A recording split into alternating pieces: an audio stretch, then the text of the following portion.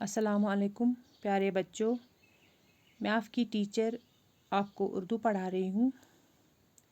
कल हमने सबक पढ़ा जिसका नाम गेहूं का दाना है। आज हम इसकी एक्सरसाइज करने जा रहे हैं। आप अपनी किताबें खोलें और इन सवालात को अपनी कॉपी पर नोट करना, बाद में इन सवालात को याद करना। पहला सवाल है इसमें लफ्ज़ माने दरियाफ्त करना, मालूम करना, मुतमईन होना, इत्मीनान रखना, हाजिर, मौजूद, रिवाज, तरीका।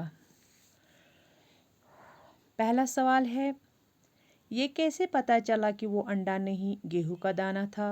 दूसरा, सबसे ज़्यादा कमज़ोर कौन था, बेटा, बाप या दादा।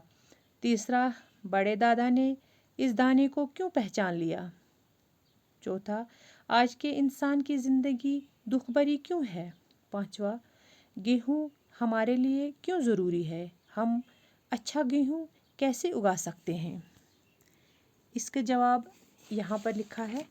पहले का जवाब है क्योंकि इसमें गेहूं की तरह एक गहरी लकीर थी। उसके बाद एक मुसाफिर ने बच्चों से मोल लेकर बादशाह की खिदमत में हाजिर किया। बादशाह और दरबारियों की समझ में भी जब कुछ नहीं आया तो उन्होंने उसे खिड़की पर रख दिया। थोड़ी देर में एक चील उड़ती हुई आई और उसने उसमें छेद कर दिया, जिससे दरबारियों ने अंदाज़ा लगाया कि ये गेहूं का ही दाना है। दूसरे सवाल का जवाब है सबसे ज़्यादा कमज़ोर बेटा था जो दो लाठियों के सहारे चलता था। उसके बाल सफ़ेद थे, उसके मुंह में एक दांत भी न था और उसको बहुत कम सुनाई देता था। तीसरे सवाल का जवाब है बड़े दादा ने इस दाने को इसलिए पहचान लिया क्योंकि इस तरह का गेहूं बड़े दादा के ज़माने में उगाया जाता था।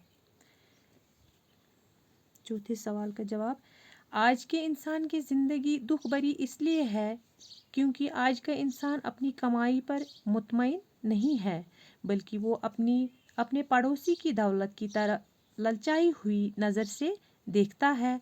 गोया आज का इंसान रूहानियत से बहुत ही दूर जा चुका है। पांचवें सवाल का जवाब गेहूं हमारे लिए बहुत ज़रूरी है क्योंकि ये हमारी बुनियादी ज़रूरत है और हमारे जीने का एक अहम जुज़ है। अगर हम ईमानदारी और मेहनत से काम लें तो हम न सिर्फ अच्छा गेहूं उगा सकते हैं बल्कि ज़िंदगी के हर मैदान में कामयाब हो सकते हैं। इसके बाद है खाली जगहों को पुर कीजिए। गौर से देखा तो मालूम हुआ कि वो अंडा नहीं गेहूं का दाना है।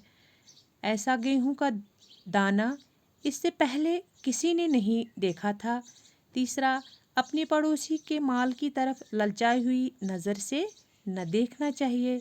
चौथा, उस वक़्त हर इंसान अपनी मेहनत पर भरोसा करता था। पांचवा, इसलिए इसका गेहूं इतना बड़ा होता था कि देखने में अंडे की मानंद लगता था। अब एक और सवाल यहाँ पर आता है, पढ़िए और याद कीजिए।